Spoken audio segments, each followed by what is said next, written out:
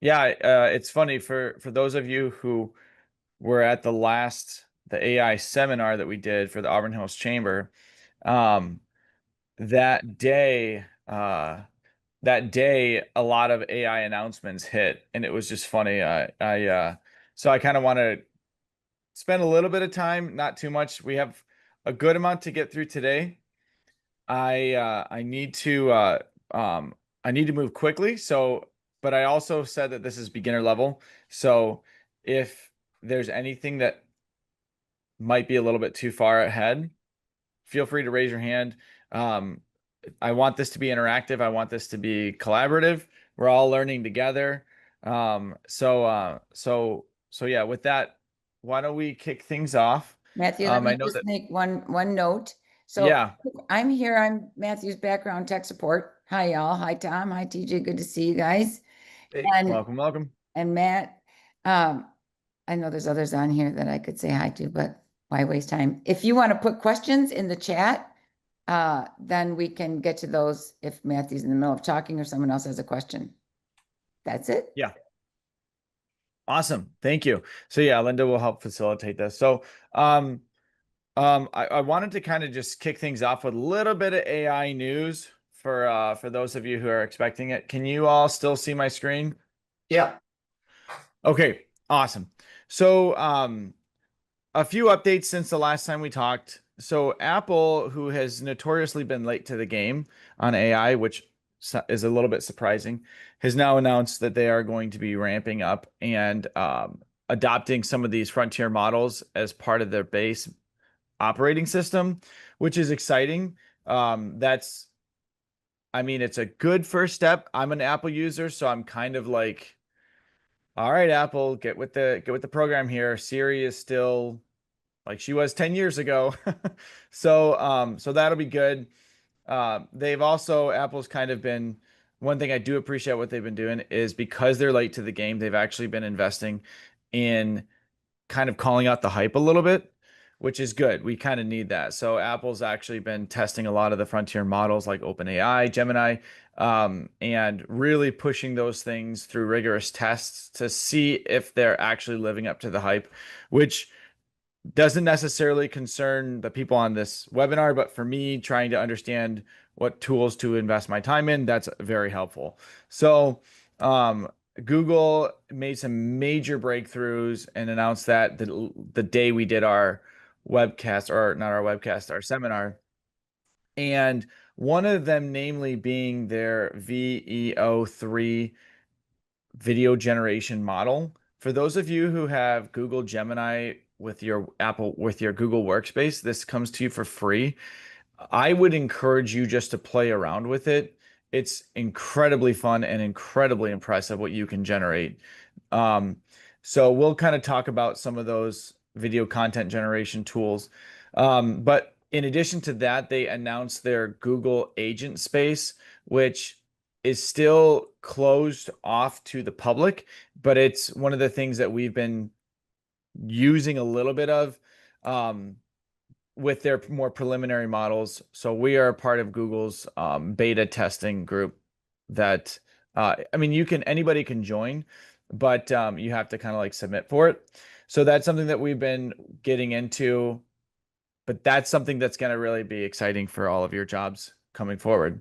So this is a big deal. AI and AMD, which has notoriously been famous for creating their CPUs, is now entering the GPU game in order to compete with NVIDIA. For those of you who don't know, in the last seminar, we kind of discussed a little bit how GPUs are basically the innovation that's powering AI.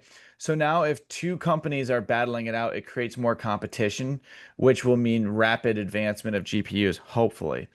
And then finally, Meta, which they're the ones who run Facebook.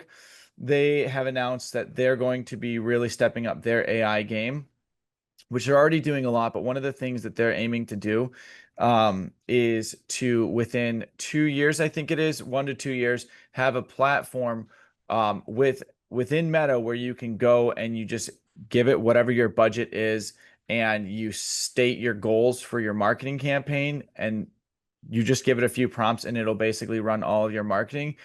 Something that would have cost a professional agency with experienced, knowledgeable people hundreds of thousands of dollars is now going to be ideally readily available. But in addition to that, they are trying to get more into, you can see up there, replacing human moderators with AI. That's actually a good thing, so that those bots will then go through and moderate the content.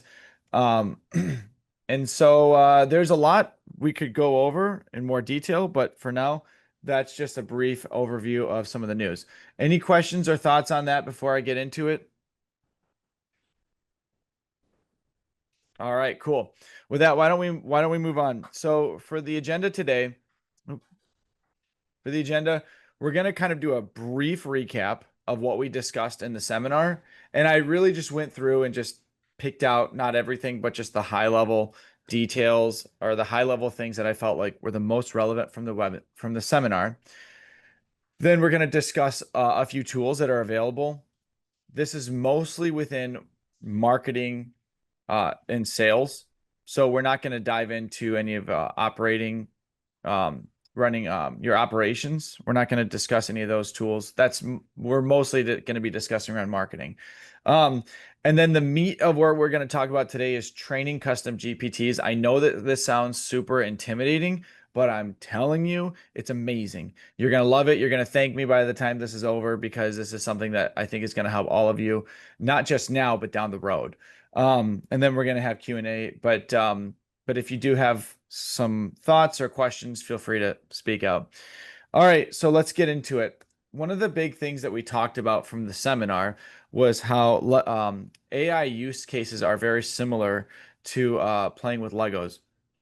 And the reason why I bring that up is because in in this environment that we work within, everyone's kind of showing like what it is that they have found to be beneficial for them. Oops, I apologize. I don't know why, but my little bar here is at the bottom, and I guess that's just the way it is. I don't know how to get rid of it. But when somebody's showing you something that they found, use that as like as a launching board for your own creativity, because what these AI tools kind of represent are, instead of just being given us like a SaaS model, like a software as a service, like that you would traditionally use, you're given a bunch of different tools that you can piece together to make like your own custom thing. And that's what we're going to start seeing in the next couple of years, which is everyone using their own bots to create whatever they want. And I know that this scares a lot of people, but it's actually going to create a ton of opportunities for people who have been limited by their budget or their understanding and expertise. So that's just a quick little analogy. I'll kind of circle back to that a few times. Another thing that we discussed in the seminar was the different AI perspectives or attitudes. You know, we have people who are excited, people who are fearful, people who are annoyed, people who are indifferent, and we all kind of bounce around between these. The idea is to be somewhere, and then obviously we have our secondary emotions. We're nervous, resistant, dismissive, complacent. And the idea is to be somewhere in the middle. That's the sweet spot. We call that healthy adoption. And this is something that we all have to be periodically checking ourselves on, that we make sure that we are, if we're feeling indifferent, we have to adopt a few other perspectives that I'll talk about here in a second that are going to help us stay closer to the middle. And those are, if you're feeling excited, be a little bit skeptical. You can save yourself from poor investments of your time and energy and your money by just being a bit skeptical. If you're fearful, adopt some rationale, understand what these tools can and cannot do, and don't always listen to the people who are hyping up these tools. Then you can't see it at the bottom because my bar is blocking it, which there's really got to be a way to hide that bar. Either way, it says being pragmatic. So adopting a bit of pragmatism is going to go a long way. And then finally, if you're indifferent, adopt a little bit of curiosity. These are things that we all have to stay within. I find myself going all over the map. And so when I find myself being annoyed, I have to get back to the tools and understand what they can do. Help me understand, to be more pragmatic is helpful. Wherever you're at, think about this map as something that is a healthy approach to AI. All right. Any questions or thoughts on that before I move on? Okay. All right. So then, and then just some quick terminology. Just this is more so for your own knowledge so that you can sound smarter to people when you're talking about AI. Things that you'll hear people say or refer to that might go over your head, just to kind of bring you up to speed on some of those terminologies. We have ML or machine learning. This is basically traditional AI. This is the machine's basically being trained on data. Um, that's what that is. LLMs, that's something you'll hear me say a lot. That's just a broad term for a large language model. Those represent anything from ChatGPT, Gemini, Claude, Grok. When you think of AI, your chances are you're thinking of an LLM. Um, when you hear the term generative AI, that basically just means an AI model that can generate text, images, audio, or video. Um, so then we have agentic AI. That's another term that you might hear me using a lot. And that's basically AI agents. So that's your agentic. That's where you get the word agentic. That is an AI bot that basically has been given hands so that it can then go and interact. It can interact with tools and do work on your behalf. Then you have these three terms here, ANI, AGI, ASI. These are more so like phases of AI development. Right now, we're in the ANI stage, which is narrow intelligence. This is basically like individual tools. Think of like if you had a workshop and all these tools on the wall. Each AI represents a tool that you'd have to pick up off the wall and use. You're still the general intelligence that determines what tools to pick. AGI is what you'll hear a lot of people talking about these days. That's artificial general intelligence. That would basically be like going back to that tool analogy. On the wall of tools, you're traditionally the one who would pick the tools. Well, an AGI is a bot that can stand in the place of the human and determine which tools to use in essence. Um, there's a lot of debate around when we get to that point because anytime cognitive tasks are automated, we as humans just develop new cognitive tasks. So the question of is AGI ever something that's going to come fully? That's debatable. Um, Now, in addition to that, then we have ASI, artificial super intelligence. This is science fiction at this point, but it's basically an AGI that is supercharged, that actually exponentially gets smarter and it teaches itself how to get smarter. That's not something that is necessarily possible right now. We would need breakthroughs in order to see something like that happen. Um, but that's where you get all that sci-fi stuff, you know. So, anyways, moving on. Any questions or thoughts about that? Okay. I know I'm throwing a lot at you really fast. This isn't necessarily something that you have to know. Just it's just good to have a glossary of terms. All right. We talked about some principles. I feel like the number one principle to take away is always use AI to get better with AI. Anytime somebody says, "Where should I begin with AI?" Start with AI. So go to ChatGPT or Google Gemini or Claude or whichever your LLM of choice is, and just start there and say, "Hey, I'm a beginner. Help me get started with AI." In addition to that, these webinars are designed to help beginners get up to speed and develop faster ways of doing their work with AI. So that's a quick recap from the last seminar. If I'm moving too quickly, slow me down. If you got any thoughts or questions, let me know. All right, so tools. This is something that I feel a lot of people have been asking is what are some of the best tools that I can begin using today? So we're going to cover a few. We're not going to cover all of them. In fact, I specifically chose not to give you every tool. I'm literally just handpicking a few tools that I think would be relevant for your sales and marketing efforts. So first of all, we talk about LLMs. This is something that is extremely relevant because LLMs are going to be your starting point for AI. We have ChatGPT. That's made by OpenAI. ChatGPT is great for general purpose queries. And that is, it's like a good all around tool for getting started with AI. When people think, oh, what should I be using? Should I be using ChatGPT or Gemini or Claude or Grok or any of these other ones? what I usually tell them is just start with ChatGPT. It's a good general purpose LLM. Then we have Google Gemini.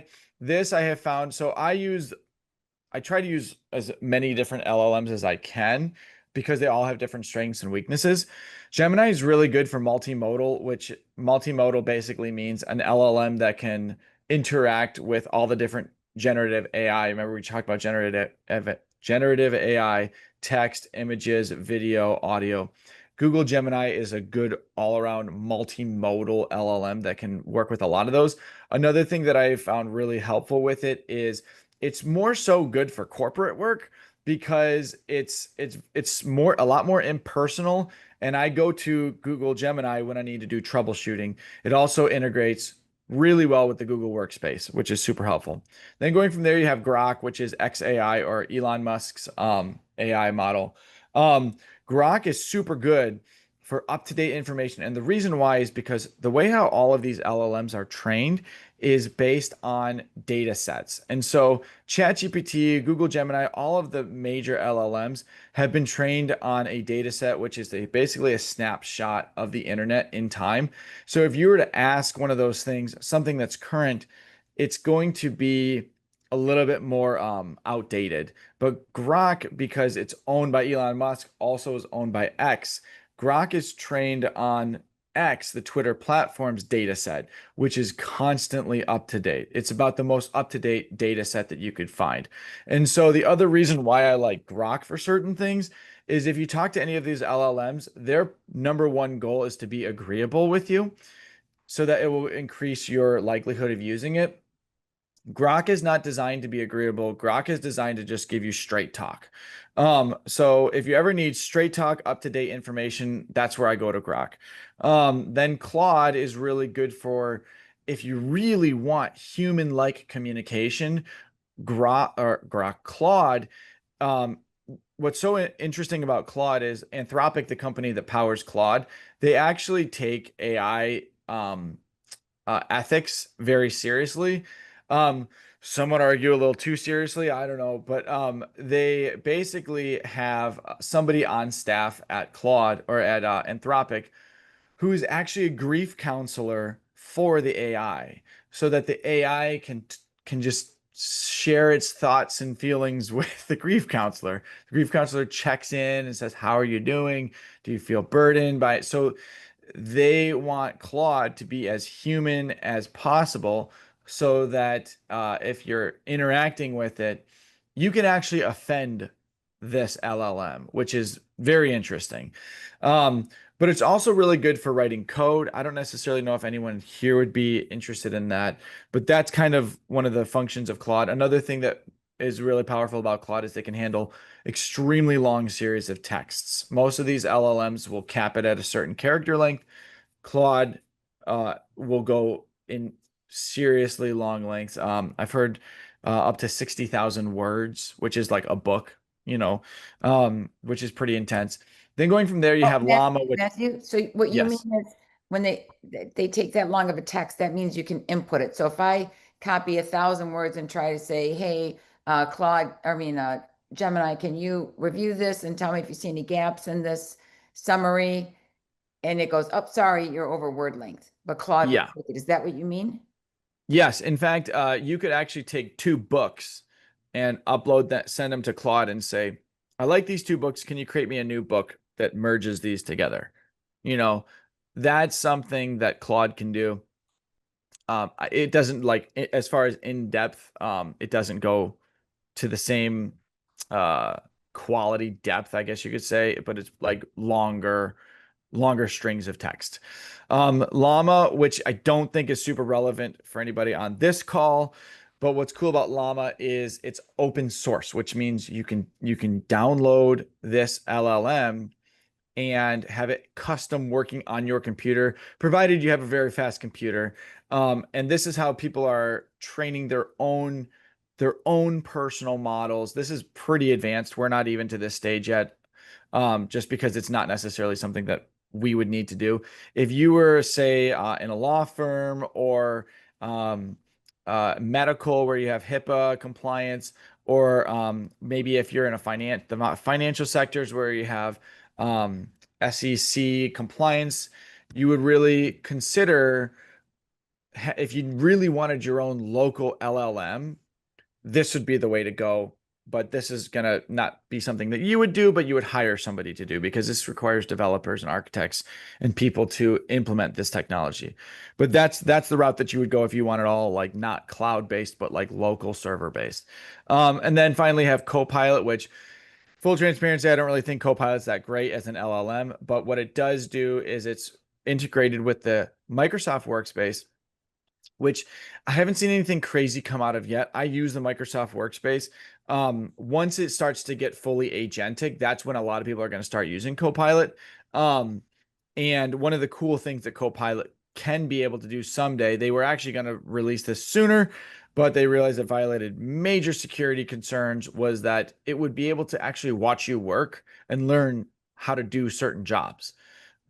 That's something that I would love to have because there's a lot of redundant tasks that we do, generating time reports for clients. There's just a lot of pretty low level tasks that you could ideally you could just have it watch you work and then say repeat this task and coach it and train it.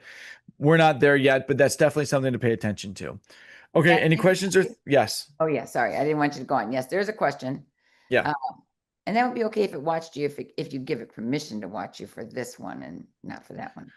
So TJ, I know you're Sure. smiling because you have all that law background. You're like, talk about privacy. Okay, we have a question in from Mike. Is Grok Yes. only pulling information and data sets from X? Can it detect AI generated information or can it identify false? So when you said that too, I was thinking along with what Mike said. If it's just getting from X, I mean, you got anybody putting in, how are you going to know that the information that Grok is putting out is, yeah, no, we didn't start a war with Canada. Well, right. That's a good question. So, they they started with like there are these base models that are open source, um that are grounded in a snapshot of truth, like I said, like the other ones are. But what Grok does on top of that, it layers to make sure that the data is super up to date. They have a ton of like those community notes, but they have a ton of fact checking, like a lot of these other companies do, to make sure across different platforms the information isn't skewed. Now, there is always a rule of thumb with whenever AI gives you something, you have to verify it. You can't just like trust everything it tells you because AIs hallucinate. If they don't know something, they will deliver with full confidence something based on a certain likelihood, but they will deliver whatever you're asking for in full confidence, whether it's true or not. A lot of times they're guessing. Now, that was more of an issue back, I would say, 2 years ago. The models have gotten a lot smarter, so they're not necessarily going to hallucinate as much. But yes, I would say, great question, Mike. It's a good idea to always verify things. I don't necessarily think that a lot of the crazy people on X are influencing its knowledge of what it knows to be true, more as far as like up to date news and relevant information. Um, that's my understanding of how it works, but I also am answering that not necessarily uh, with full assurance because I've not thought about that yet. So that's a good question, but that would be my guess. So all right, let's move on unless there's any other questions. Okay. So then we just to talk about a few sales tools, we have and the reason why I plug HubSpot and not Salesforce is one, we're HubSpot implementers, because HubSpot is a very in-depth and intense CRM that can do a ton. And HubSpot has done very, very well in the AI sphere. Their competitor, Salesforce, has their own suite of AI agents, but I'm gonna pick favorites here and say I like HubSpot better because we work with HubSpot, and I think that HubSpot is just a little bit better to use personally. But HubSpot has a lot of tools that, in addition to their regular suite of tools, that are agentic, which means those AI tools those AI LLMs that have been given hands that can go and do work. So as just a quick example, we have a HubSpot agent that is designed for cold outreach um, um, email campaigns. And the cool thing about it is it doesn't violate any CAN spam laws because it's giving a personal outreach and including all of my information, like my phone number, email address. So it's technically an email coming from my email inbox that what I do is I give a contact information to this bot, and all it needs is like a name, an email address, and a company or a website. And it goes and it does research on that person, does research on the company, gets a good understanding of what this person needs, then compares that with what we have to offer, and then crafts a series of emails that are then ready to go. And we just have to launch and just say approve. Now, we could take it a step further and not even give it a need for approval. We could just say fully autonomous, just whatever name I give you and whatever messages you craft, just go with that. Another cool agent that they have is a custom chatbot agent on your website. This wouldn't be necessarily like pre-programmed automated responses that then lead you to a person, but it would actually be an LLM that is trained on your data, your company data, so that it can actually talk to people on your website as if it was a real person. So that's a pretty cool tool that HubSpot has. There's a few others. They have an agentic tool that can generate HubSpots that can generate podcasts regularly. They can generate social media regularly. All of this stuff automatic without our approval if we wanted it to. But we are too concerned about our brand to just let a bunch of stuff just start flying out there. So that's why we appreciate that these tools are here, but we haven't really began to fully launch them yet because we have to make sure that when they are launched, they are supporting our brand image because, like we say here at Identity Creative, we brand first. We don't want to really we don't want to hurt our brand. So moving on, we have Zoom Info, which anybody involved in sales, I'm sure has heard of. Zoom Info is great for prospecting. They even have these AI tools where you can give it a contact, and then it from that contact can say, here's a really good sales, like a campaign strategy to win this business. Um, to my knowledge, Zoom Info is the leader in this space, and they also have integrations with Salesforce or HubSpot, depending on whichever CRM you're interested in using. Um, then moving on from there, we have Gong, which I think is really cool. I personally haven't used this yet, but I've looked into it, and it's a really cool tool that is basically like having your sales coach with you on a call, and it will actually listen to what the people are saying and say, "Hey, why don't you say this? Don't forget to encourage them. Don't forget to, you know what I'm saying? Something like that is going to be a huge asset to salespeople, especially if you're doing a lot of digital sales. Will it tell me to Um, stop talking? I don't know. To be honest, I know that one of the guys here on the call, Scott, I don't know if you can hear me, but he was showing me some of the tools that he's using, like Zoom Info and Gong. Um, and it's pretty cool the stuff that you can use them for. So that's it for the sales tech stack. There's obviously more tools out there. I went through a lot of them. I was like, I think these are the top ones that I think are most relevant. Moving on from that, we have our marketing tech stack, which there's a lot here, so I'll try to move quickly since we're already at 11 o'clock. First off, HubSpot, I know I just mentioned that for sales. It's also great for marketing. Like I mentioned, their podcast generation, their social media generation. There's a lot of content that you can use to generate, and it's all AI powered, but then you can go in there and you can tweak it. So it's also a really good marketing tool. Then you have Midjourney. I use this all the time. Midjourney is basically an image generation tool, and it was the first one that got really popular for being extremely powerful.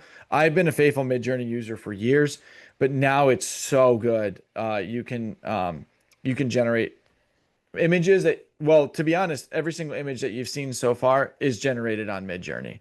Um, a good competitor to that one would be ChatGPT's 4o model, that does pretty good images as well. In my opinion, I think Midjourney is a little bit better with people. Um, So then moving on from there, we have Runway, which is video generation.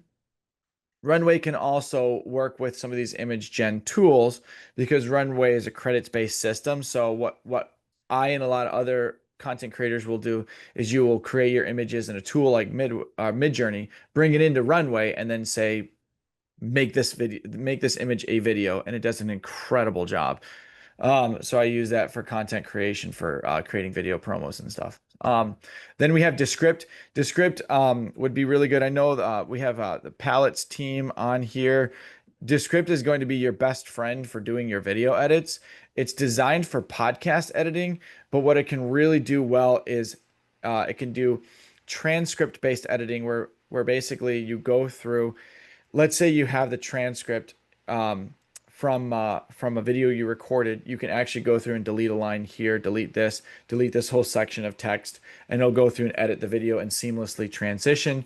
It will also then take, you can say, I want to generate social media cuts from this.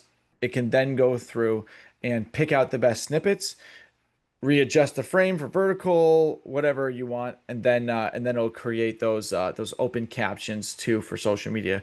It's like the number one video editing tool for podcasts and social media posts.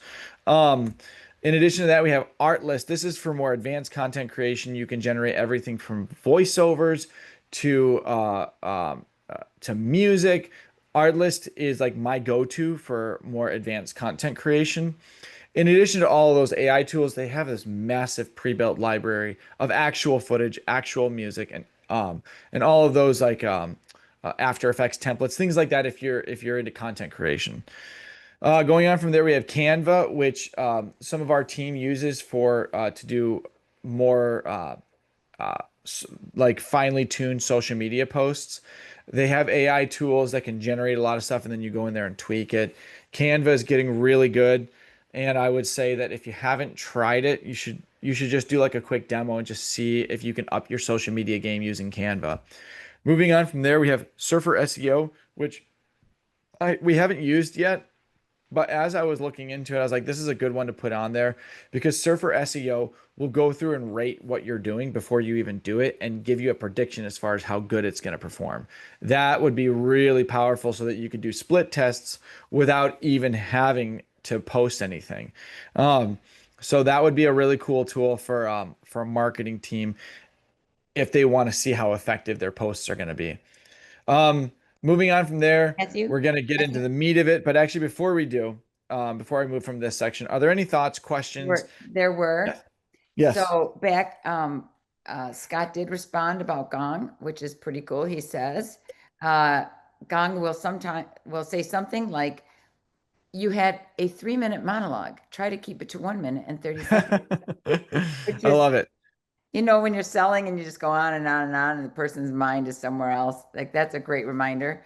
And then Amanda has a question. I'm not sure how familiar you are with Canva, Matthew. We have team members that are more familiar. It says, which features or where are the features in Canva? So, good question there. I actually have not spent any time in Canva. I know that our team has. Um, oh, their image. Yeah, yeah. So the best image gen is going to be Midjourney. It costs $10 a month, and it's amazing. If you have the paid version of ChatGPT, you can use their 4.0 model, which I can show how to use. That's going to be much better as well. But as far as yeah, I remember on our call we did the green eggs and ham. There's for anytime you're using a tool that is not necessarily designed for image gen, like for instance in Google's Google it's not Google Sheets, Google PowerPoint, and it's not PowerPoint. Google Slides, that's what it's called. Within Google Slides, you can generate images for those slides, and that's okay. But if you really want good image gen, go to like Midjourney. If you want image gen that has text, Chat 4.0 is probably going to be a much better option. But those two I found are some of the best ones. Google's VO is getting really good too. One of the things I love about this competition is they're all trying to one up each other, and what it's doing is it's creating such rapid advancement of tools. It's almost like It's almost like if you were to walk into like a marketplace and someone's like, "Look at this thing I have to show you." Well, look at no, look at my thing. I'll give it to you for $10. I'll give it to you for $5, you know. So, it's really creating a lot of cool tools that we can start using and play with. It's like I use that analogy with Legos. It's almost like they're just like dumping Legos like every week. Like here's these new Legos that you can play with. Like, oh no, I'm still getting used to the last ones, you know. So, yeah. As far Okay, as how to I get just to want, the AI Matthew, generation tool within Canva, um, I, our team member here who uses it isn't on the call right now, but my assumption is it's pretty self-explanatory if you were able to maybe just play around with that tool. I Uh, think, it- Matthew, yeah. I think too, what they'll do is they'll generate a tool and then use an image generation or pull in a real image and then from Oh, another tool and then bring it in. And then I see yeah. Canva is the layout for basic social stuff that doesn't take a lot of in-depth design. Also, thank you, Helena. She put on here an image how to get to the AI tools. So there's that looks like it's like a little button that you just push to get over there. Canva AI is easy and quick. Thank you, Helena. I appreciate filling in the gaps of my ignorance there. I personally have not used Canva, but I know that we use it. So, any other thoughts or questions on some of these tools? Awesome. I know that the Palettes team, they do a lot of their own video content generation. I really think some of these tools could up your game and speed up your edit times. Like especially like the script. So, Yeah, um, thank you for that, Matthew. And then also we sort of have two goals with the purpose of this is also to see what we can do as far as operationally with the law firm, what we can have AI incorporate to yes. help us with some of our tasks, especially our email management. So as far as email, that's a good question. So as far as email management, what I'm trying to do right now is build a tool that can go through my email inbox and actually be like my personal assistant for my email inbox. I have not yet found a tool that does that well. So, um, what you would have to do is stay on top of these tools and see what eventually I tried out a few tools that they claimed to be email management tools. And quite honestly, they didn't do a very good job. I was pretty underwhelmed by it. Um, but as far as for operations going, we're not gonna. Well, what I'll do is I'll give. So as we get into the custom training, this is something that you can use and implement for operations. But our goal here at Identity Creative is mostly focused on generating more sales, increasing your marketing, and bolstering your brand using AI tools. There are a lot of operational AI tools that are not necessarily something that I have enough expertise to speak to. However, what we'll discuss here in a few minutes as far as training bots is something that you could use for operations. So, without further ado, I guess I'll get into that right now. So, custom GPT training is not something to be scared of, and I'm going to show you how to do it right now. So, first off, let's understand there are some best practices for training a bot. First off, you have to understand why you're doing this. Um, are you doing this to save time? Are you doing this um, to speed up certain processes? There's different reasons for creating a bot. And what you'll find is a lot of times you might, after you create your first bot, you're going to find a new reason to create another bot and then another and then another. And you're going to just keep building bots from there that do different things. So then you have to begin with the end in mind. You have to know exactly what you want this bot to do and how you want this bot to help you in order to, because if you just say, I just want to create a bot, but you don't necessarily know what you want it to do or what's the purpose of it, you're just going to not really create something that's super effective. Um, Also, understanding the difference between knowledge and wisdom, just in general. You've heard the saying, knowledge is knowing that a tomato is a fruit, but wisdom is knowing not to put it in a fruit salad, right? So, understanding that breakdown between knowledge and wisdom as far as training an AI is going to be very important. And I'll show you how to do that too. And then finally, you have to be patient and persistent because there's going to be times where you just want to kind of give up on it a little bit because it can be frustrating, but you just got to power through. So, as far as knowing your why, has anybody seen the movie Avengers Age of Ultron?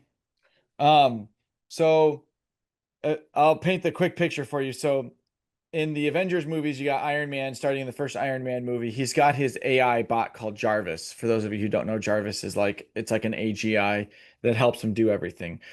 So I don't know, 10 movies later, you get Age of Ultron, and they have this humanoid robot that has no mind in it. Well, Tony Stark was able to take the mind of Jarvis and put it inside the body of this humanoid robot, and that's where we get the character Vision. What you're doing right now is you're almost like building a mind that knows you, like actually knows you, and that someday when the tools get better and better and better, you can take that mind as you've been working with it, and you can put that mind in a body, so to speak, and have that mind that which the actual technical term is corpus, have that corpus installed into a tool that knows you and now works for you. That's one of the reasons, that's a huge reason why you want to start doing this today, is because the more time you invest into this, the better it's going to get to know you. Also get to know your team and your business. Um, the idea of beginning with the end in mind is when you know what that bot is supposed to do, you'll know when you get there by seeing the prompts that it's giving you. So we have an AI team. So I'll introduce you to some of our AI bots. Not really, but so first off, we have Brandon. Brandon Brand in is our first bot that was we built to kind of carry our brand voice, write our social media posts, and also understands our team and our business. We've created an entire knowledge base of identity creative, everything from who does what, how we got started. You know, we started as a graphics company. Now we do all these additional things. So Brandon knows all that. My goal with Brandon is to one day take his corpus and put it into a chatbot on our website so that people can actually talk to Brandon, and it would be like talking to Identity Creative. So Brandon is like the embodiment of Identity Creative. That's the goal with Brandon. Um, because Brandon writes also our social media posts, he speaks with our brand voice. And the problem with that is the way we talk is not the way our customers want to talk or be spoken to. So there's this term ICP, ideal customer profile. And one of our ideal customer profiles is manufacturing and industrial plants. So when we write a social media post, we want to make sure it resonates with them. Well, if Brandon writes the post, it's going to be good because it's going to capture the brand essence, right? The problem is the way he writes it isn't going to necessarily work well with those people. So we put Luke together, and Luke is represents our ICP. So we take a post that Brandon writes and we give it to Luke and we say, "Hey, how would you perceive this?" And Luke is trained to be blunt and tell right straight to your face and say it in as few words as possible. And Luke will say, like, if Brandon gives us a post, I say this post sucks because I don't understand what I'm supposed to do with this, whatever. So Luke will generate a new post. Now somebody could say, well, why don't you just have Luke generate a post? Well, Luke is going to be leaving out some of the core ideas of what Brandon brings to the table. So these two together are kind of like our writing team. And these two, I know that Linda and Aaron, who writes our social media posts, they have access to these tools so that they can write quickly and make sure that the content is written in a way that our customers, our ideal customers, are going to digest. Then we have Enzo. I came up with the idea for Enzo when our business coach was giving us a lot of homework. And Enzo, Matt, this will kind of answer some of the questions that you had. We would give Enzo all of the forms, all of the PDFs, everything that our business coach was giving us.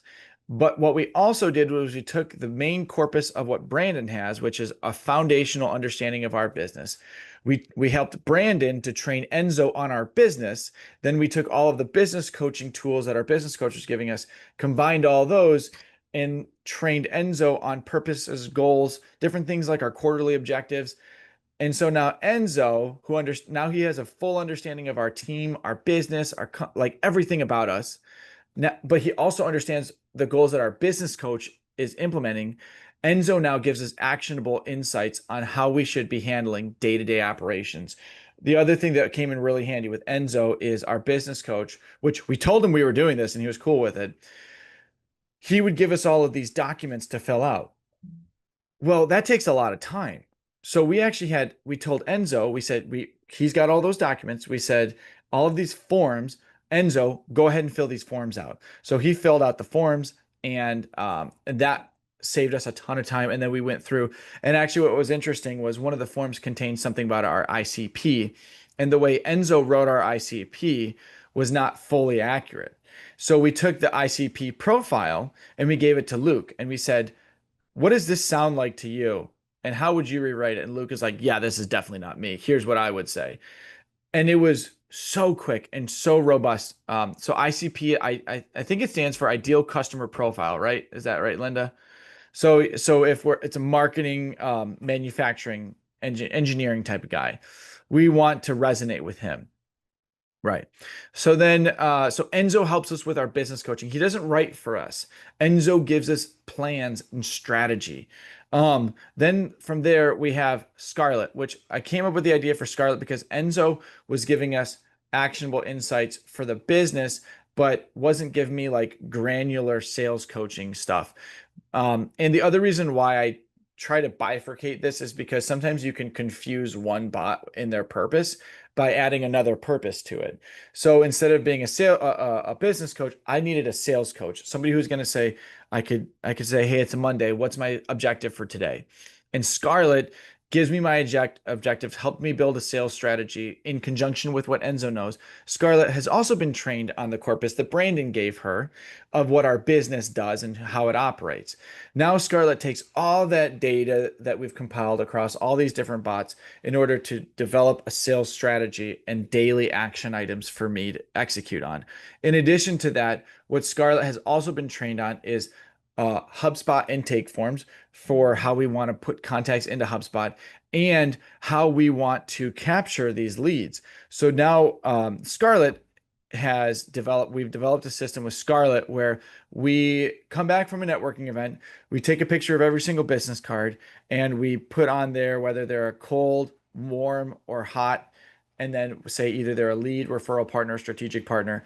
And then what Scarlett does is she takes all of that and compiles it into a spreadsheet that at the end of the week, she generates a spreadsheet of only the contacts we entered for that week. We load that into HubSpot and that saves us tons of time. And then HubSpot with its automations then takes that sheet and delineates who goes where. And so it's a really cool system. So I didn't include it on here, but I also have a custom bot. It's my own personal bot that is trained on the Getting Things Done framework, which I don't know if anyone here has ever heard of, but Getting Things Done is a productivity framework. And so what I did with this bot is I call him Jonas. Jonas is basically my intake for what I need to do. Anytime something comes into my ADHD brain that says, you got to do this, I pull up Jonas and I say, hey, log this task. Boom, I don't have to think about it anymore. So then I can say to Jonas, it's Monday. What do I have to do? And Jonas is like, well, don't forget you had this and this has to get done by this date. And my goal right now, which will be happening soon, is to connect Jonas with ClickUp, which is our project management software, and give Jonas the hands to interact with ClickUp. And my goal is to actually build out a Jonas for every member of our team so that everybody has their own personal assistant that can integrate with all of our platforms. That's going to take some work. I'm working on a few prototypes right now, but those are some of the things that you can customize bots for. So those are just a few ideas. Those are some of the things that we've done. So now I'm going to get into how do you do this? So there's two training methods. And by the way, stop me if I'm going too quickly. You're not, Matthew, you're not going too quickly, but there was a question that came up about letting one of the bots just take off and with the give out away services, which is a good thought. So right now, these are like extra team members that we can interact with and collaborate with. So we don't have Brandon write something and just post it. When you go to I'm sure a lot of you are already using the large language models, the LLMs. So it's just nice to not have a white piece of paper staring at you or blank social media, like, oh, we got to create this. It can generate ideas and be collaborative with you. So it's a back and forth exchange, and we just about tweak everything. So even if Enzo comes back with a plan, we can go, okay, that was a little bit too detailed. Can you streamline it or higher level? So it's more of just, these are collaborative people coming at it from a different angle, pulling stuff from the internet that we're not thinking about. Is that fair, Yeah. to say, Matthew? That's good. One of the reasons why I'm very, very slow to give hands to these models is because, like you asked, Amanda, you don't want them to run away and just start doing stuff. It's a big concern. So what I'm saying can be done in theory, but in practice, it's a very untested process that needs a tremendous amount of oversight and slow implementation. Any other questions before I move on? Okay. So when we build a bot, there's two ways of doing it. The first training method is the idea of a master prompt. And one of the giveaways that I'm going to have at the end is a full-on master prompt outline and an infographic. So a master prompt, this basically, can you all still see my screen? Do you see the crafting the master prompt? Yes. You see that? Okay. So this is an infographic about that I generated about having a strong master prompt. And basically a master prompt is a long text document that has almost like a form field where you're going to go in and things like, what is the role of this bot? What is the execution strategy? And so everything that that bot needs to know. This is a much more organized, and one of the things I'll be giving as well. So like I said, this is the document. It's about 26 pages of, you don't have to go through all of this, but there's a lot of information here. Towards the bottom, point number 7 is an exhaustive master prompt example. So if you wanted to do it this way, you would start here, you would copy this into a new text document, and then you would say act as.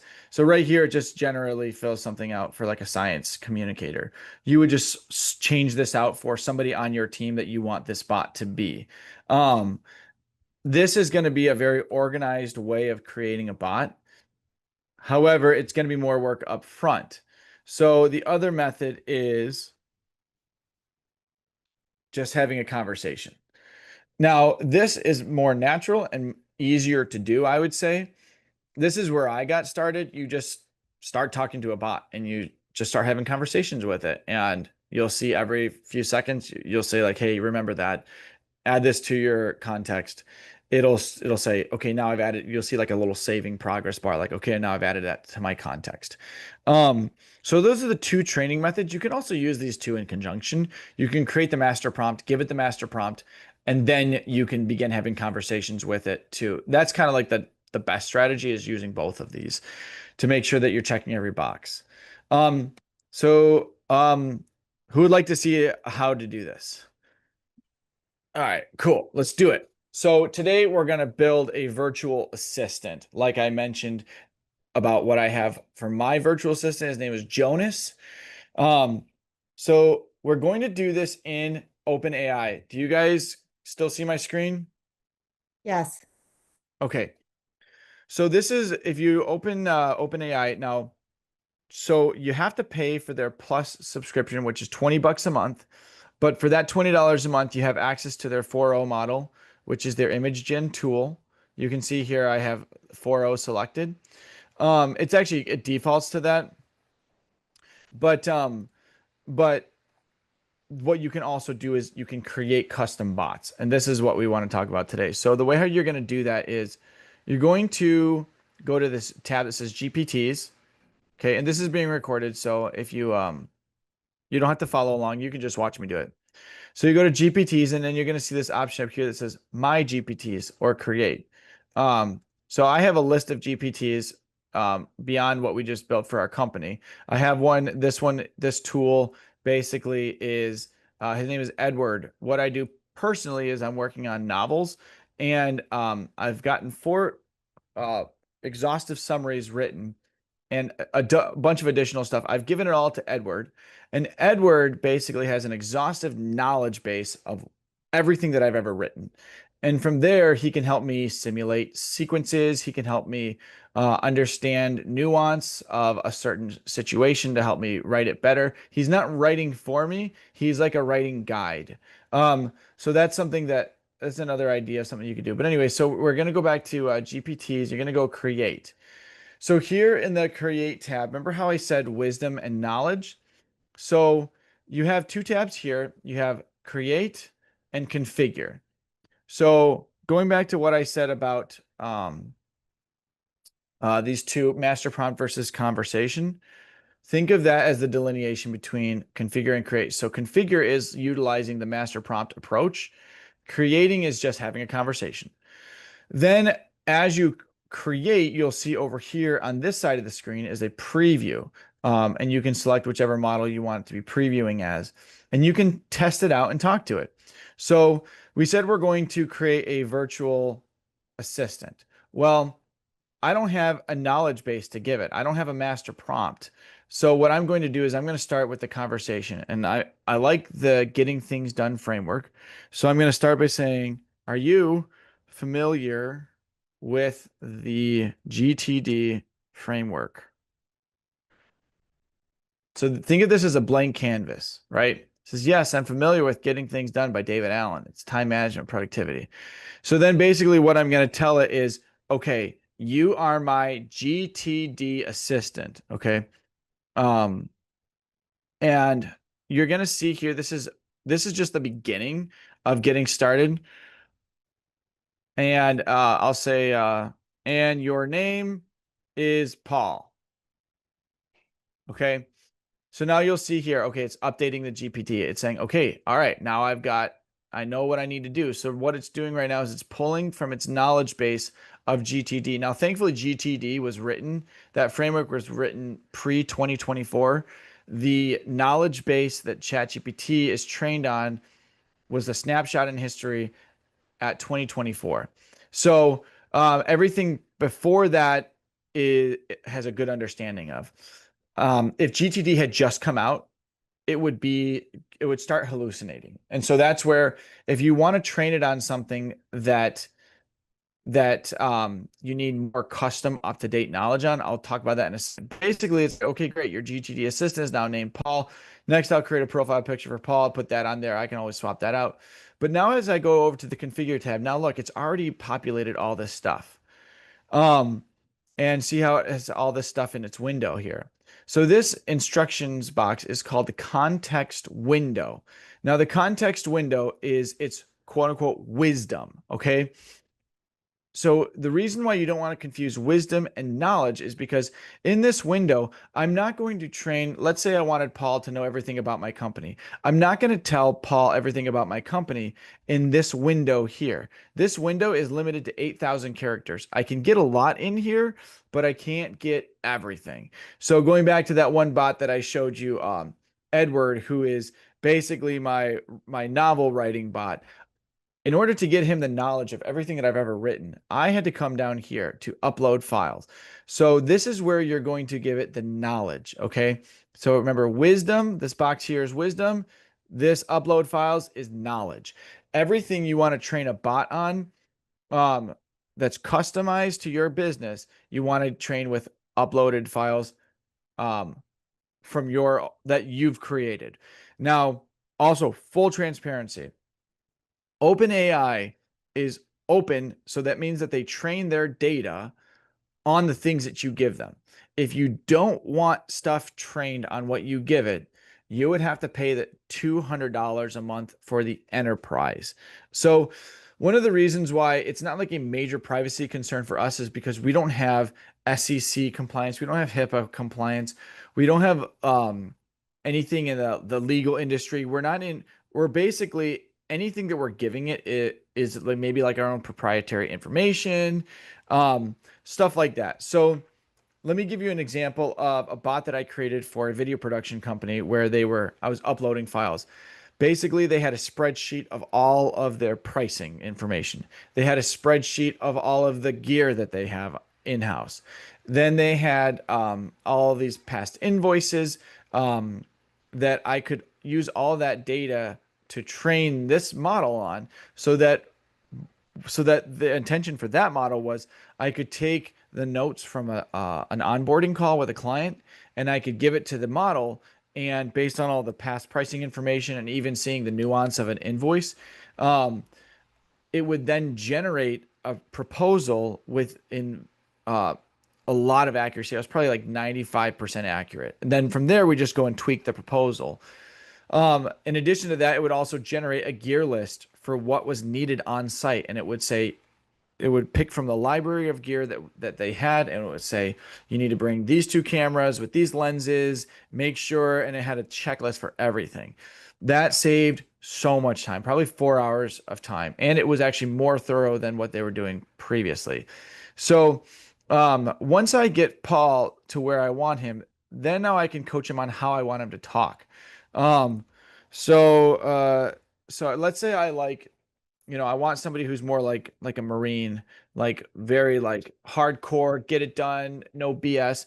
And I would say, like, speak to me in a very commanding tone, as if you were my drill sergeant. Um, I don't know if I spelled that right. But and then what he'll do then, now he's adding that to his knowledge. Once that's done, if I go over to the configure tab, you'll see how he talks to me. So now I say, like, let's say I'll test it out and I'll say, hey, um, I don't feel like working today. Let's just see what he says. Too bad. Discipline doesn't care how you feel. Motivation is a luxury.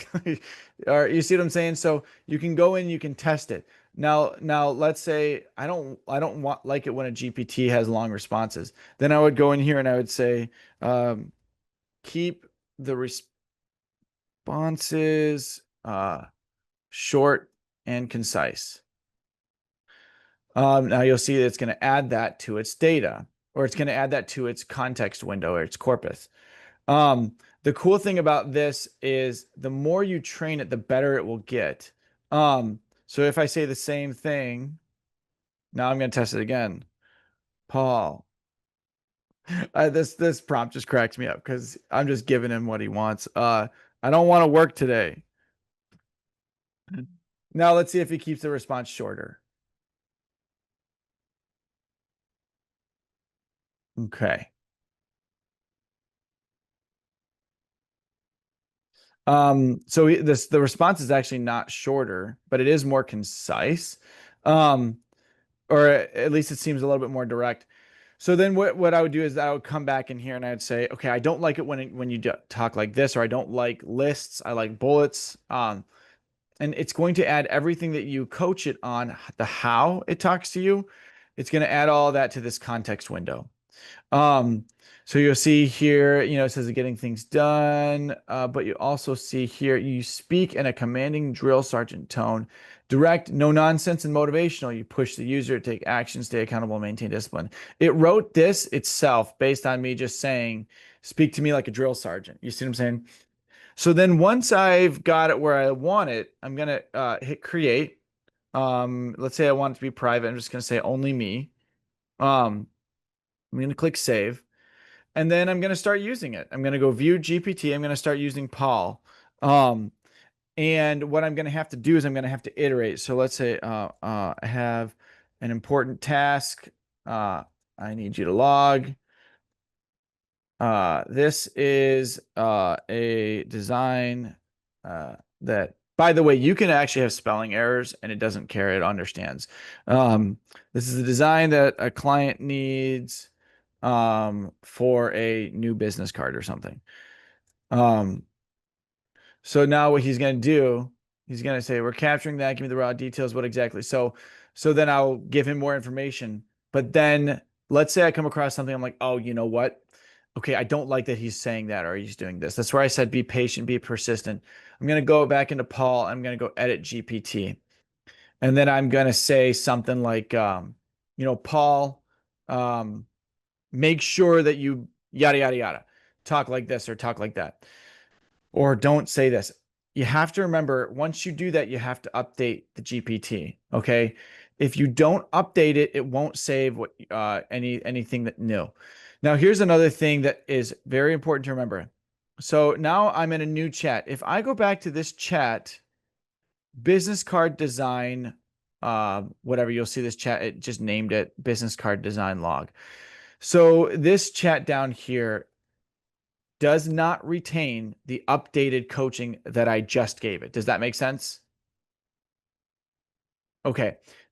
By the way, I can't see it. Does that make sense? Oops. I have a question. So you said it Yes. doesn't retain the updated coaching, but you just configured it and you updated the GPT. Is that what you mean? Or you say it's not related to that same chat? So anytime I start a chat and like I'm using that custom GPT and I notice something about the custom GPT that needs to be updated, or maybe it doesn't know something. When I go in and I edit that GPT and I start a new chat, that new chat is up to date. But that first chat that I began with is Okay. not up to date. So Right. you will frustrate yourself if you go back to that chat and say, okay, now it's not going to know. Then, in a month or so, they might change that, but that's kind of one of the frustrations to help navigate that. Any questions so far? Any thoughts? Yes. So because it wasn't updated at the business card question chat, and you enter in now, you pick that chat back up again and you say something, that chat is still in the old configuration. Correct. So you'd have to bring it into the new, like, a new Yes. prompt. Okay. Yes. So Matthew, one of Matthew- my practices for writing or for training a bot is in a chat that I see is outdated, I'll actually delete that or archive that chat. I don't want myself to confuse, oh wait, which period in time. I want to be working with the most up-to-date GPT. Does that make sense? Okay, Matthew, you had a Yeah, question? I had a question. So let's say you are a big fan of like some sort of business book or whatever, and you like Yeah. 90% of it, but you don't like the 10%. In fact, that 10% is like totally antithesis to, or antithetical to what you do. But you say you're trying to train your bot or your assistant, whatever, and you say, yes, be familiar with this work, but then how do you like try to deprogram it for the stuff that you don't like? Or do you, as you're interacting with it, you say, look, there is part of this, I don't like it. Is it smart enough or intuitive to understand that? Or how does that work? Yes. Yeah, it is. Now, sometimes, like I said, sometimes you might need to tell it something a few times. I'm Matt, I had mentioned this to you on our last phone call, was that I'm training a bot right now. It's a personal bot, and all this bot is designed. I actually call it Matthew, and it has my image. It's supposed to be me. My goal is to have this bot sound exactly like me. So I'm training it. I send it screenshots of texts that I send, emails that I've sent to people. And it's training itself on how I talk. I've gotten it pretty close, but one of the things I cannot do is I cannot break this bad habit of using what's called an M dash. Are you guys familiar with what an M dash is? So an M dash is the telltale sign that an AI wrote something. How many times has anyone ever used this little icon when they write naturally? It's not even on your keyboard. Only professional writers use this, and 99% of us are not professional writers. So anytime you're writing something and it contains that, if it's a social media post, it's basically like screaming out, hey, this was written either by a professional writer or an AI. 9 times out of 10, or more often than that, it's going to be written by an AI. So, like, let's say I'll click on my Matthew bot and I'll say, um, uh, write an email to, I have to give it more information. Let me just be more basic than that. I'll just say, are you supposed to use an M dash? And I have coached this bot with great frustration. Nope. And see how he says it just like me. Nope. I'm not supposed to use an M dash ever. If something needs a pause or break, I'll use a comma, period, parentheses. So finally, I've gotten this bot, Matthew Kleiss, to the point where he's not using M dashes, but still he uses them. It's like, when will you break that habit? So because the M dash is a deeply embedded habit into an LLM's base corpus, if that makes sense. So Matt, you might find that as you've told us, like I've told you this 5 times already, don't integrate that part of the book or that knowledge base. I don't like that part. it'll say, oh, I'm so sorry. You're right. So that's why the verifying is important, but it will really start to get it the more you use it. It'll start to understand it better and better. Um, there's another cool thing that I didn't plan to show you because of time constraints. I don't, if we have time, then I'll get into that. But it's my wife, she homeschools, and so I created a custom GPT for her to homeschool. However, if I were to say, hey, use this homeschooling principle, um, it would just basically go and take like a base understanding of that principle. But if you go over to now, because I really like Google Gemini's deep research, I can go over to Google Gemini's deep research and I can say, give me an exhaustive, in-depth analysis on the school of thought for this type of homeschooling specifically. And it will give me a 50-page document on how a bot should be trained to coach a parent on that type of homeschooling approach. Another tool that I gave was like, okay, now let's add to that a different and integrate these two schools of thought because we like some of this and we like some of that. So I ran a deep analysis on this school of thought. And then I took those and I uploaded that into its knowledge base. And I said, you are now designed to merge these two concepts together. Be sure to leave this out. Be sure to bring this in. And so now my wife has her own custom GPT homeschooling bot. You see what I'm saying? So there's really, I don't think that there's a limit to how many of these you can create. But I'm constantly finding new reasons to create bots. Any questions on that? Yeah. Amanda had a good question. From the seminar, you said that bots work better when you are nice to them, compliment them, thank them, etc. What are some specific things or ways you do this? How do you show appreciation for chat, for example, when you want to take what they give you and run with it? It's hard to get back to them. So that's a good question. So, one of the things about the idea behind being kind to a chatbot has more to do with you than it does with them. Because if you have that approach that a chatbot is like a team member, like we talked about in the seminar, then you are naturally going to be more patient with it as you train it. Now when I'm training it too, over in this context win or not the context win, the create tab. Oops, let's go back here to Paul. We're gonna go back to edit this GPT. This is in this window here. If I'm saying thank you, I appreciate that. Really what it's doing is it's affirming that whatever it just did for me, I'm happy with. So it's going to do more of that. So to some degree, you don't have to necessarily be nice to it in how you speak. You can just, but I find that because I interact with these things better, if I perceive them as an individual, then I speak the way how I would just naturally speak to this if it was a real person. Does that answer your question? I'm sorry if it doesn't. Okay. All right. So now I want to kind of briefly touch on, oops, I apologize. If I've got time, how to run a deep analysis or deep research. Now, I personally like Google Gemini for this because Gemini seems to do an incredible job at deep research. The other thing that's really cool about Gemini is if you're trying to learn something, Gemini works with Notebook LM and can create audio files that explain something that you just asked it about. I showed that in the seminar. One quick note over here on Gemini, if you have the Google Workspace, this comes to you for free. Gemini can do their own version of creating a chatbot. It's called, instead of called a custom GPT, it's called a gem. So I can go to, no, not down there, explore gems. And so they have some default gems, or you can create a gem pretty much the same way. You can see that this is the wisdom and this is the knowledge. You see what I'm saying? So, and it's got the little preview window over here. Slightly different.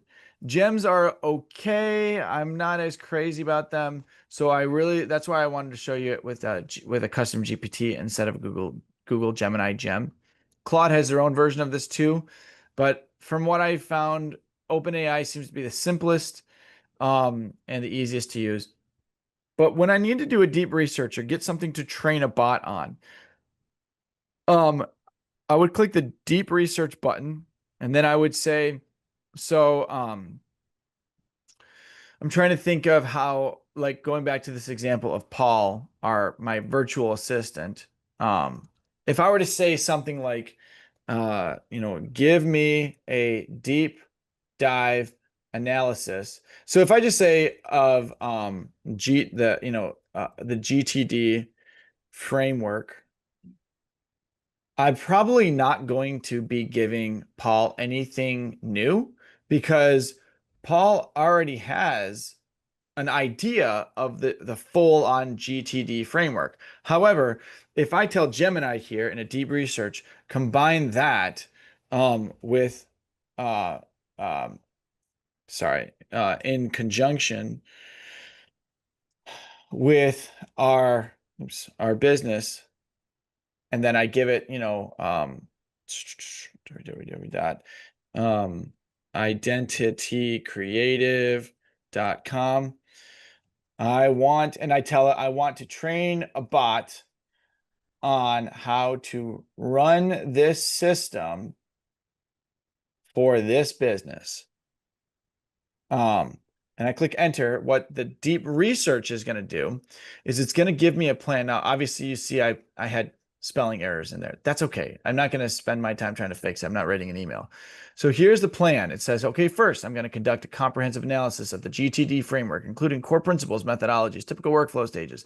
Then I'm going to investigate common tools, analyze and analyze the business operations, identify specific areas of processes within Identity Creative's operations where GTD can be effectively integrated, explore potential challenges, outline specific data points, research case studies, define whatever.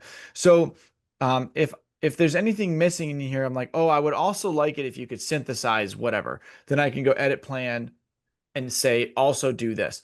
But let's say I'm good with that. I'm going to hit start research.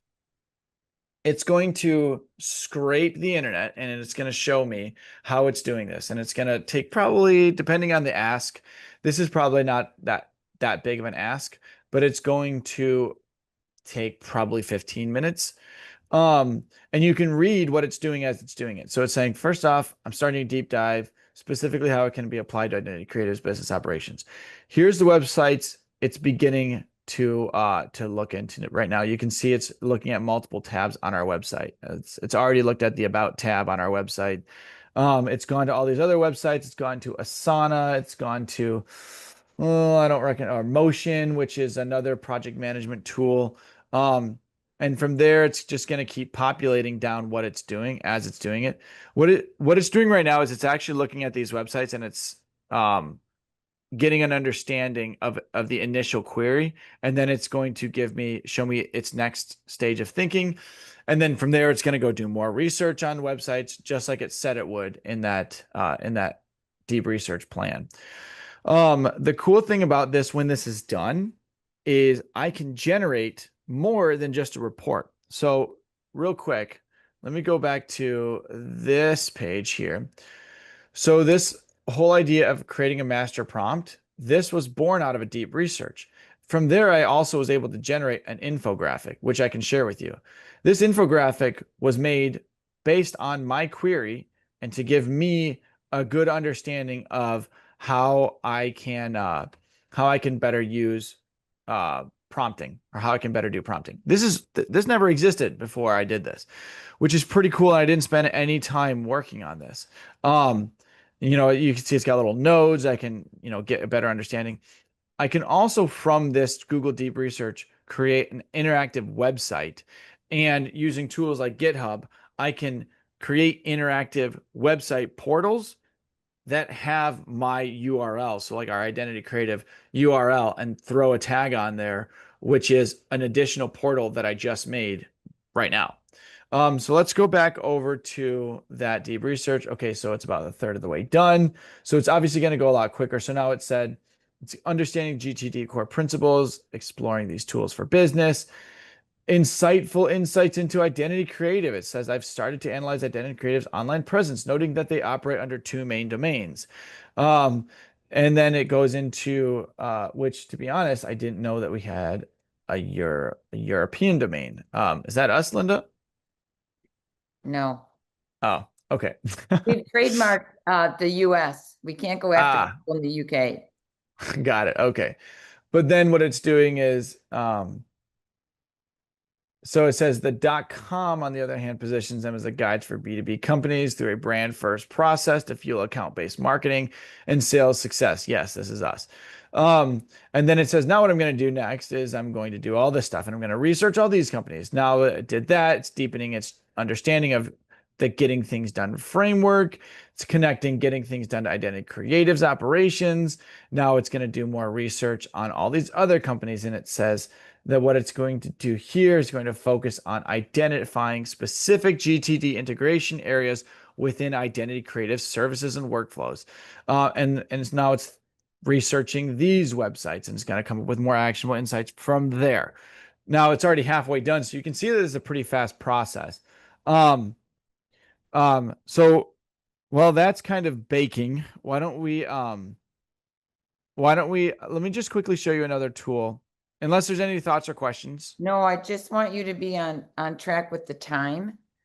Right. Okay. Good And point. then, So and then ask, we wanted to get ideas from people too. There was a question that has not gotten answered yet, but we did want to get, if people want to put them in the chat, or you can respond back after topics for future, the next AI accelerator. So one of the questions that came through was about hallucinations. And I don't know if you can address all of that right now. Let's see where I just had what was it. the question about hallucinations? I think Amanda, you had it. Do you want to just pop on with your microphone and share it? So I was asking, how do you know if AI is hallucinating? I know you were saying that you can compare the AI that might hallucinate with other AIs. But I guess, like, is there another way to also research it, especially when it's agentic? Because, Yeah, that's a good question. Sorry, what were you saying? well, I recently saw there was like a think tank trying to predict the Supreme Court justices' outcomes on upcoming cases in June. And so the way that they did it is they reran their test. They gave it some data, all data, and things like that. They did it 10 times, and they also put it into different bots or different AI just to create an accurate bot. Mm-hmm. And I was wondering if that's something you think is good, or if there are other ways you would do it as well. Yeah, that's a really good question. So, um, just full transparency, because of my day-to-day workflow, I'm not working in a high stakes environment where that combined with the fact that hallucinations happen less and less because it's got more and more data, especially with all these other companies now creating bots. But yes, doing cross comparing different answers from different bots is also a really good idea. What I have heard is that most people won't know if a bot is hallucinating unless you are an expert in that field. Um, so Tom Brennan over there, he's a CAD instructor. So, if he were to say, like, ask a question about something with CAD or AutoCAD, and it says, yeah, the way to do that is you do this, and he knows for a fact that that's not possible. You see what I'm saying? You see how only experts might catch those things. So that's something that because Amanda, you're in the financial sector, so you would catch a hallucination more easily than I would. It really comes down to your own expertise, which is why it's wise not to deliver information with full confidence if you're not if a good understanding of that. You see what I'm saying? And also, TJ added, so TJ, maybe you saw this in law school, they were coming up using LLMs. Is that why you said that? That you said you can ask the LLM if it made anything up and it will answer you honestly? You can unmic if you want to. That's right. Yes, I forgot about that. Thank you, TJ. Yeah, that's something that's um a lot of times the bots now, when you give it a prompt, it will actually take your prompt and write a new prompt to then execute on. So a lot of times you can say, what prompt that this is a new feature. That's why like a year and a half ago when people were saying, you got to get really good at prompting. That's not necessary, like not necessarily true anymore, but you can say like, hey, what prompt did you just receive from me? Like what prompt did you give yourself to execute on what I just said? You'll see it's going to give you a much longer in-depth prompt. And then from there you can say like, yeah, no, that's not what I meant. That's another little tidbit. But one of the things, I know we got less than 5 minutes left. One of the things that we really want to do as far as continuously providing value is understand what we talked about today was valuable and what can we talk about next time that's going to be valuable to what you do and how you can do your job better. And this is free for all. Any thoughts? One of the things I would like to talk about is copyright things. So not necessarily from us into an AI, but more about if they're creating images and everything like that, what is legal to post, what Okay. should you do, best practices on how to publish things from AI, because that's something I want to know. And also one of the things that we find like is that sometimes in our industry we'll have marketers who market to us and different companies and they do just variations on a theme, and then you look at things and it's so similar between these other companies. So a question I have now is, are AIs kind of giving you like a one size fits all but tweaked except across the whole board of all this stuff, or how do you even check that necessarily? Yeah, so that's where like customizing what you're getting is important because if you just give it like in a lot of the photos here, so let me give you a quick example. So like this one, a woman in an office talking to a robot was the prompt that I gave it. I didn't care. I didn't need something fancy, so it generated this image. If somebody else were to say something similar, it's going to give a very similar looking image. You see what I'm saying? But if you want your stuff to really stand out, that's kind of the onus is on you to really make sure that it's not, because what it's going to do is it's going to take that generic approach and say, okay, this is normally what they want, so bam. So that's probably why a lot of these people's marketing approaches are looking similar. So that all goes back to understanding your brand image, understanding what your brand voice is, making sure that whatever the AI is generating is consistent with your brand. That's why even though I talk about this stuff, I'm trying to build these tools in the background. I haven't yet launched any of them yet because it isn't to the point where I can trust it to carry our brand image. If I did launch it right now, it's too early. It's going to be affecting our brand image. But yes, no, that is a very good question on understanding like royalty free usage rights, stuff like that. So that's a Okay. good note. We'll take that for later. Yes, we are wrapping up on time. And Amanda, we have some law experts here on the call. So I think that the law is not keeping up with AI, not at all. So, but that would be a great topic for next time. If any of you have questions that come to mind later or topics you would like to add to the agenda for our next meeting, and then we'll also send out an email letting you know that you can register for the next one so that you're on that mailing list. You can always email Matthew at Identity Creative and let him know your topic, questions, and interest. Yeah. Thank you all for making it on the call. Like Linda said, feel free to shoot me a text or an email if you have any follow-up questions.